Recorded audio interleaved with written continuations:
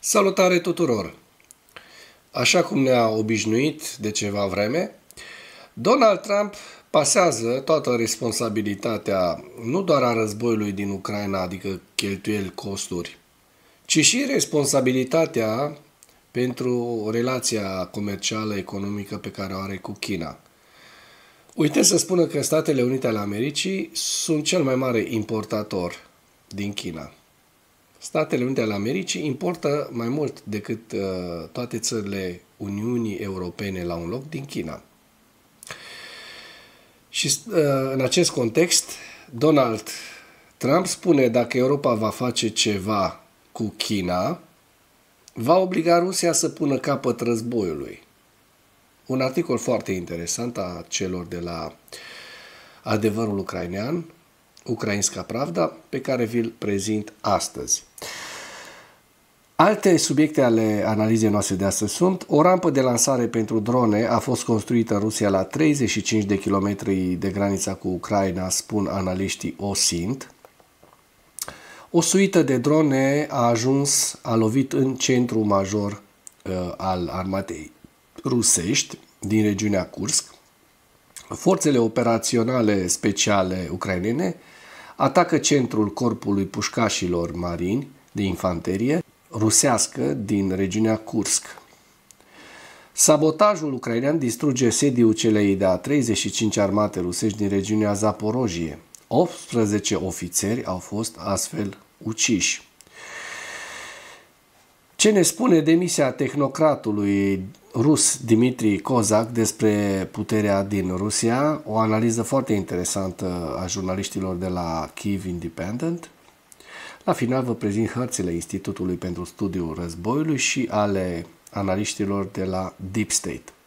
Dacă Europa va face ceva cu China, va obliga Rusia să pună capăt războiului, spune Trump. Hai să vedem, interesant, nu? Dar dacă și Statele Unite ale Americii, întreb și eu, ar face ceva cu China? Președintele Donald Trump consideră că dacă Europa ar impune sancțiuni Chinei, care cumpără petrol din Rusia, China ar pune presiune pe agresor pentru a forța Rusia să încheie războiul împotriva Ucrainei. Într-un interviu acordat Fox News, Donald Trump spune: ei bine, dacă țările europene ar fi aplicat sancțiuni, de exemplu, sau tarife vamale, cum le numiți, dacă ar fi făcut asta împotriva Chinei, cred că războiul s-ar fi putut încheia. Pentru că China este în prezent cel mai mare cumpărător de petrol rusesc, fără îndoială, și cred că au și alte avantaje asupra Rusiei. Voi vorbi cu liderul Xi vineri. Dacă Europa face ceva în privința Chinei, cred că China va forța probabil sfârșitul războiului. Și aici avem interviu. Well, if they did sanctions as an example, or tariffs, or whatever you want to call it, if they did that on China, I think the war would maybe end, because China is by far the biggest purchaser of oil from Russia. And I think they have other powers over Russia too. I'm speaking with Trump a declarat că va discuta vineri cu liderul chinez Xi Jinping despre acordul privind aplicația de mesagerie TikTok și despre comerț. Știți foarte bine că, între timp, TikTok va fi în Statele Unite ale Americii, TikTok va fi preluat de o companie americană. Trump mai spune: și suntem foarte aproape de a ajunge la acorduri privind toate aceste probleme. Relația mea cu China este foarte bună. Știți, avem un acord comercial cu ei. Am avut recent o întâlnire foarte bună. Da, vom vedea noi ce acord comercial și ce relație foarte bună o să ai tu cu China când ori ataca și ori invada Taiwanul.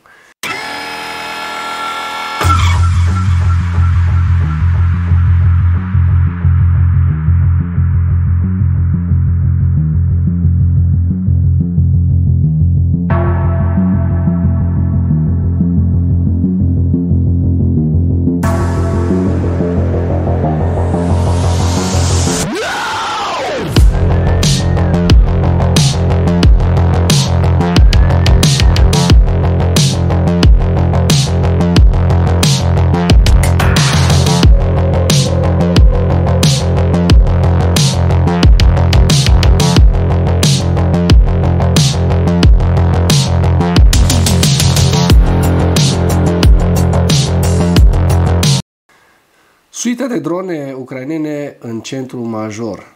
Forțele de operațiuni speciale ucrainene atacă corpul de pușcași marini ruși din regiunea Kursk.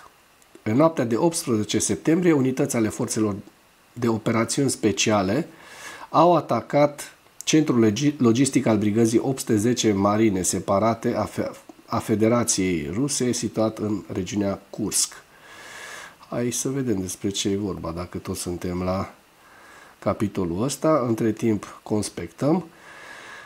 Sursa informației, serviciul de presă al SSO, adică Serviciul Special Ucrainean. După cum a clarificat comandamentul forțelor operaționale speciale pentru Ukrainska Pravda, adevărul ucrainean, atacul a fost efectuat cu drone de atac.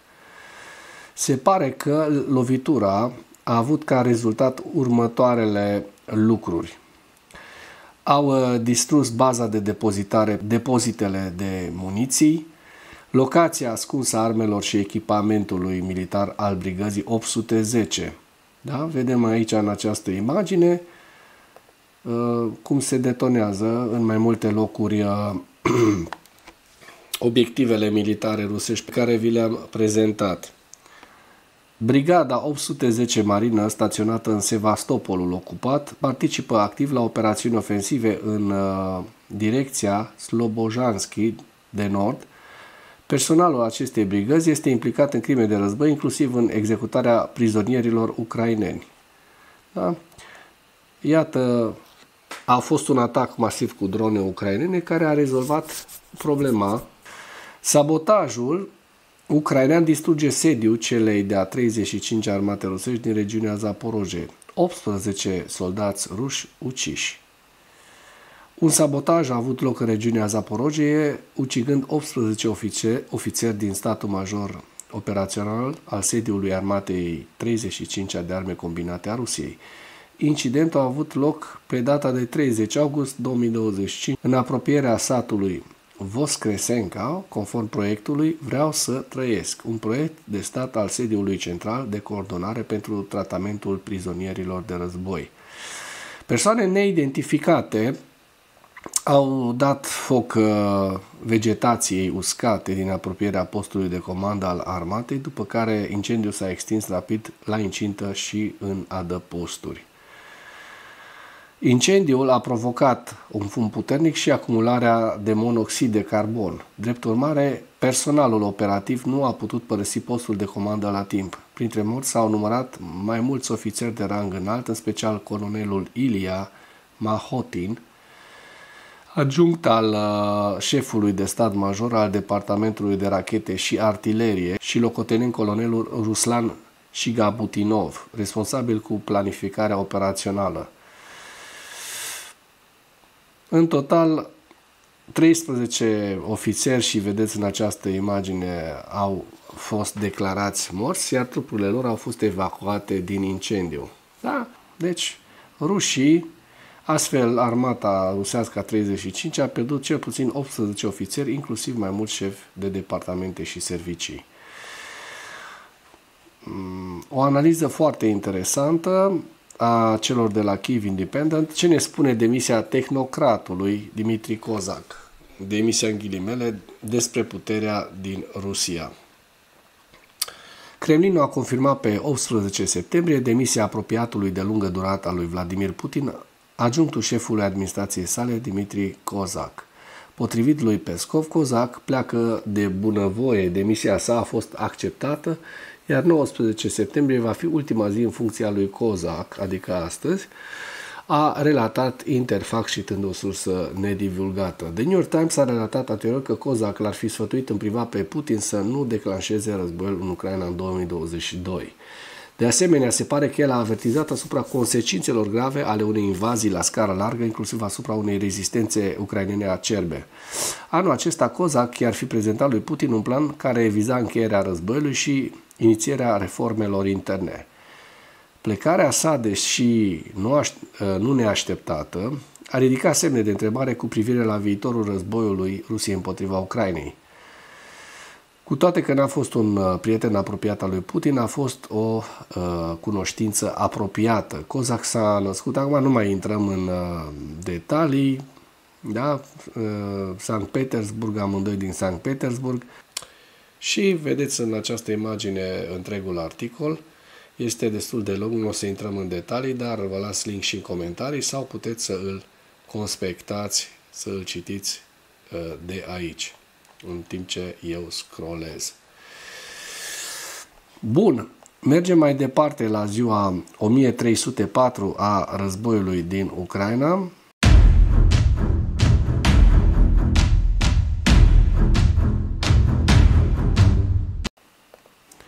Rușii au pierdut în ultimele 24 de ore 1150 de militari, un vehicul blindat, 17 piese de artilerie, un lansator de rachete și un mijloc de apărare antiaeriană. Lista cu pierderile rusești o găsiți în această imagine. Trecem la evaluarea campaniei ofensive rusești la 18 septembrie 2025 în viziunea analiștilor Institutului pentru Studiul Războiului cu principalele informații. Comandamentul militar rus continuă să-și arate angajamentul față de teoria victoriei președintelui rus Vladimir Putin, care postulează că Rusia poate câștiga un război de uzură împotriva Ucrainei. Putin a susținut pe 18 septembrie că există peste 700.000 de soldați ruși pe linia frontului în Ucraina. Șeful statului major general al armatei ruse, generalul Valeri Gerasimov, a afirmat pe 17 septembrie că forțele rusești avansează pe toate fronturile din război, fronturile războiului. Ceea ce știm cu toții că nu este adevărat. Declarația lui Putin și Gerasimov sunt în concordanță cu teoria generală a victoriei lui Vladimir Putin, care presupune că Rusia are resurse și capacitatea de luptă pentru a continua avansurile treptate la nesfârșit și a câștiga un război de uzură împotriva Ucrainei. Economic vom vedea. Carne de tun deocamdată este. Teoria victoriei lui Putin se bazează pe presupunerea că Rusia va putea rezista mai mult decât sprijinul occidental pentru Ucraina și capacitatea Ucrainei de a rezista agresiunii rusești. Putin a indicat în repetate rânduri că este convins că forțele rusești vor putea să-și atingă obiectivele militare pe câmpul de luptă, chiar dacă acestea fac doar progrese minore, deoarece Putin evaluează probabil că trupele sale vor putea să-și valorifice avantajele în materie de personal și materiale pentru a copleși numeric forțele ucrainene. Institutul pentru Studiul Războiului continuă să evalueze că o victorie a Rusiei nu este inevitabilă și că Ucraina și Occidentul pot valorifica câteva slăbiciuni cheie ale Rusiei pentru a-l forța pe Putin să-și schimbe calculele și să se angajeze în negocieri de bună credință. Și aici este vorba despre faptul că câștigurile Rusiei pe câmpul de luptă au venit cu un cost foarte, foarte mare, un cost ridicat. Comandantul șef al armatei ucrainene, generalul Alexander Syrskyi, raportând pe 9 septembrie că forțele ruse au suferit pierderi de 299.210 uciși și răniți în acțiune, ruși uciși și răniți în acțiune, numai din ianuarie 2025. Forțele ruse au avansat într-un rit lent pe tot parcursul anului 2025, iar ratele victimelor Rusiei au fost disproporționat de mari în comparație cu suprafața teritoriului ocupat. De asemenea, Putin a gestionat greșit economia rusă pe tot parcursul războiului, ceea ce a dus la cheltuieli crescute și nesustenabile în timpul războiului, la o inflație tot mai mare și la o lipsă semnificativă de forță de muncă. Concentrarea lui Putin asupra cheltuielilor de apărare și a dezvoltării bazei industriale de apărare a Rusiei a venit în mod notabil în detrimentul sectoarelor economice civile. Capacitatea Rusiei de a-și finanța mașinăria de război depinde astfel parțial de exporturile de petrol rusesc, care finanțează o parte semnificativă din veniturile federale ale Rusiei. Președintele SUA Donald Trump a remarcat că aceste slăbiciuni ale Rusiei, declarând pe 18 septembrie că Rusia suferă mai multe pierderi în război decât Ucraina și că Putin va trebui să se retragă din război dacă prețurile petrolului scad. Kremlinul continuă să își demonstreze angajamentul față de obiectivele sale inițiale de război în Ucraina. Kremlinul încearcă de asemenea să manipuleze administrația Trump pentru a normaliza relațiile bilaterale dintre SUA și Rusia, fără a încheia războiul din Ucraina, contrar calendarului dorit de către Donald Trump de a lucra la relațiile bilaterale după încheierea unei păci în Ucraina. Kremlinul pare să desfășoare o campanie informațională coordonată care amenință Finlanda. Ministrul rus de externe Sergei Lavrov a afirmat pe 18 septembrie că aspectul neutru al guvernului finlandez s-a dezlipit și că revanșismul este la propriu în creștere în Finlanda. O să vă da finlandezii și o să-și recupereze teritoriile înapoi. Zona aceea, Karelia și tot ce au ocupat rușii, care sunt de facto ale Finlandei. Da? Autoritățile lituaniene au conectat serviciile de informații militare rusești la mai multe incidente de incendiere comise în Europa la sfârșitul lunii iulie 2024, care probabil făceau parte din campania de război hibrid a Rusiei, care își propune să semene frică și discordie în Europa. Ucraina și Polonia au convenit asupra unor mecanisme comune de dezvoltare și instruire a dronașilor în urma incursiunii dronelor rusești în spațiul aerian polonez din 90 septembrie. Kremlinul va introduce probabil o cotă pentru a numi sistematic veteranei războiului din Ucraina, selectați manual în funcții în guvernul municipal, regional și federal rusesc, în sprijinul campaniei pe termen lung a Kremlinului de militarizare a societății civile. Președintele Putin ar fi prelungit serviciul militar al șefului statului major general al armatei, generalul Valeri Gerasimov, cu încă 5 ani, demonstrând cum Putin continuă să păstreze un cadru de loialiști îmbătrâniți în ciuda eforturilor sale declarate de a crește o nouă elită mai tânără. Purtătorul de cuvânt al Kremlinului, Dmitri Peskov, a confirmat plecarea adjunctului șefului de stat major al Kremlinului, Dmitri Kozak, din funcția sa de conducere de la Kremlin, lucru pe care vi l-am prezentat. Deja, Ucraina și Rusia au efectuat un alt schimb de cadavre ale soldaților uciși în luptă pe 18 septembrie și în acest slide vedeți hărțile Institutului pentru Studiul Războiului la data de 18 septembrie cu direcția Sumă, Kharkiv, Veliki Burluk, Lugansk, Borova Liman, Donetsk, Kostiantinivka, Druzhivka, Dobropilea, Pokrovsk, Mirnograd,